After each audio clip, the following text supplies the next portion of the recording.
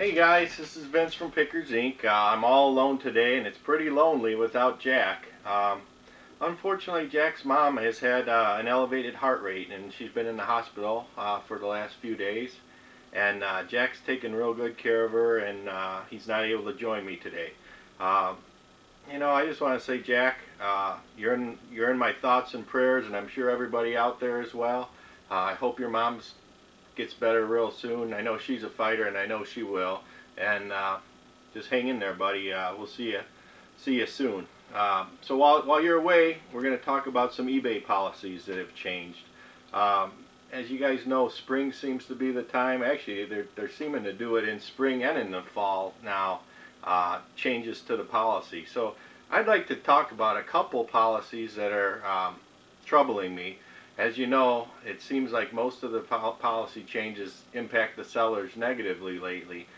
So there's a couple of them that I'm going to talk about today, and I'll show you these on the screen when we play back the video. But the first one is effective May 1st, which was just this week. They no longer will allow a 7-day return policy. So what does that mean? Well, from my point, as a consignment store, I've got to take items in, I've got to ship the items out when they sell, and then I've got to pay out a consigner. Well, all along what we've done is we've given the buyer 7 days to look the item over, make sure it's exactly what they wanted, make sure that it works how it's supposed to work, and if not, send it back and return it. Well, effective May 1st, eBay says, nope, you can't offer a 7-day return policy anymore. You have to either offer a 14-day return policy or no return policy at all. So I'm at a point where if I offer a 14-day return policy, I've got to delay the payout to my consignor for another week. And our payouts already take about 45 days, for it to go through the system. So adding another 7 days puts it to an unreasonably long period. So I want to offer a 7-day return policy. eBay won't let me. They said 14 or none, so I've got to go to none so that I can pay my consignors out on a timely basis. Now, does that mean people can't return anything? No, absolutely not. eBay buyer protection allows them to return anything anyway. So I still can get claims 30 days out that someone didn't like something, item not as described, and eBay buyer protection will protect them. So I'm really not sure why they'd rather see me offer a 0-day return policy instead of a 7-day return policy. If anybody could figure that out, let me know. So that's policy change one that's kind of frustrating. The next one doesn't go into effect till June 19th, but this one is even more troubling. This is in regards to buyer protection, and let me read it to you. It says, a provision has been added stipulating that in some cases we may refund part of the cost of an item due to the buyer and receive reimbursement from the seller to cover differences between the item described and the item received, such as item received with small parts missing or minor part repairs needed. Buyers may be asked to provide written proof from a third party detailing the cost of such repairs. In these cases, we will not require the buyer to return the item to the seller. Okay, so what does that mean?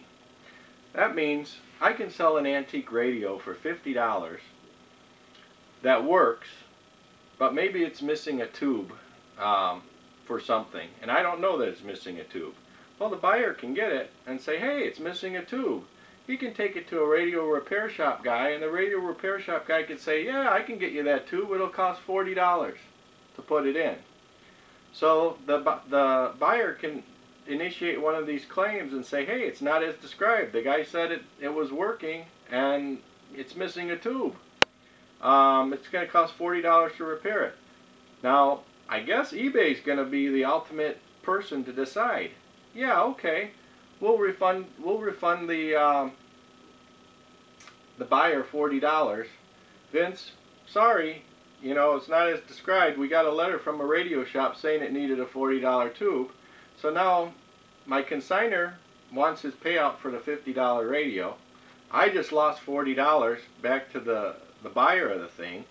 And it's a lose-lose. eBay shouldn't be getting in the way of the buyer and the seller. The whole thing about eBay when it was built to be a highway between buyers and sellers. We do business with each other. eBay is just a channel that we do the business on. They shouldn't be part of the business. That the feedback system was originally designed to figure out who the good buyers are, who the good sellers are, who you want to do business with. But for some reason, since 2008, when John Donahue took over, they seem to be wanting to take more and more control over this transaction, and they're always favoring the buyers. Now, they're going to lose sellers over this, but the problem is there's no big marketplace for the sellers to go, so a lot of people just grin and bear it, as I do. But I'm real curious to see how this one plays out, because this could be the ugliest policy ever.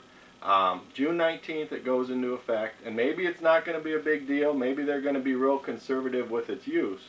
But the fact that they actually decide that the buyer can keep the item and send you back, or take some of the money from the seller's account and give it back to the buyer without your approval, that bothers me. I mean, I'd always like to be in a position to say, hey, send me the radio back and I'll give you all your money back, but I don't want to give you a partial refund. But doesn't sound like that's the case. Anyway, those are two policies I wanted to talk about today.